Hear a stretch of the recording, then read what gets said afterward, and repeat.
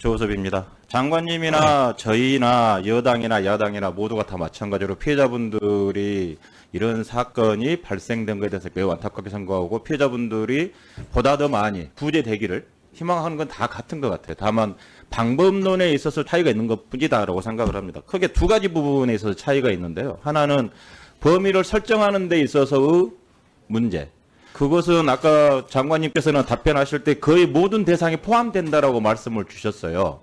그런데 제가 만나본 피해자 대책이 전국 대책도 있고 미추홀구 대책도 있고 빌라왕 대책도 있고 대책이 있는데 만나본 그분들은 거의 해당되지 않는다. 6가지 조건을 다 충족하기가 힘들다라고 말씀을 하세요. 모두 충족이야 해당이 되는 거니까. 그래서 장관님이 거의 모두 해당된다고 모두가 대상자라고 했는데 대상자는 근거를 어디서 낸 것인지 그 근거 자료를 제출해 주시고요. 그리고 피해자 다수가 몇 명이나 되고 그중에 몇 명이 그 조건에 해당되는지에 대한 피해자 수 그걸 제출해 주시기 바랍니다. 그것만 되면 많은 사람들이 이 법에 의해서 지금 정부가 낸 이 법에 의해서도 많은 분들이 혜택을 대상이 된다면 굳이 이런 논쟁 필요 없죠. 그렇죠?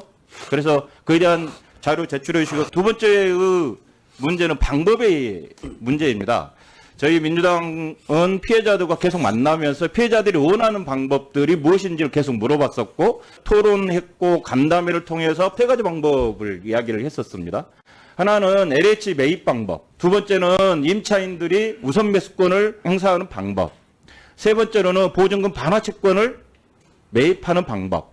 이 세 가지 부분이었는데 다행스럽게도 정부 여당에서는 두 가지 방법에 대해서는 일단 특별법안에 담겨져 있습니다. 물론 금액의 문제라든가 여러 가지 문제가 있어서 그것은 소위 때 다시 토론을 해야 되는 또 조정을 해야 되는 부분이고요. 충분히 조정이 가능하겠죠. 그런 부분들은. 왜냐하면 피해자들의 의견, 이게 피해자들이 보다 더 많은 피해자들이 대상이 될 수 있도록 한다면 취지는 다 같으니까. 그러겠죠? 그런데 이제 한 가지 부분인데 아까 장관님께서 국가가 사기 금액에 대해서 대납이라고 말씀을 계속 표현을 하셨어요. 근데 대납은 아닙니다. 매입입니다. 매입. 대납을 하는 건 아니고요. 채권을 매입해서 나중에 부상권을 다시 청구하면 매입한 채권이 그대로 다시 돌아와요. 매입 금액이. 그건 특별법을 읽어보셨는지 보고를 어떻게 받으셨는지 잘 모르겠어요. 그런데 자세히 읽어보시고 자세히 보면 국가가 사기 금액을 대납해 주는 게 아니고 우선 채권을 매입을 하고 매입된 채권을 기본으로 해서 집을 경매를 받고 경매 받은 것을 LH가 매입 임대로 구매를 하고 그러면 자산관리공사든 거기서 매입한 채권 가격 있잖아요.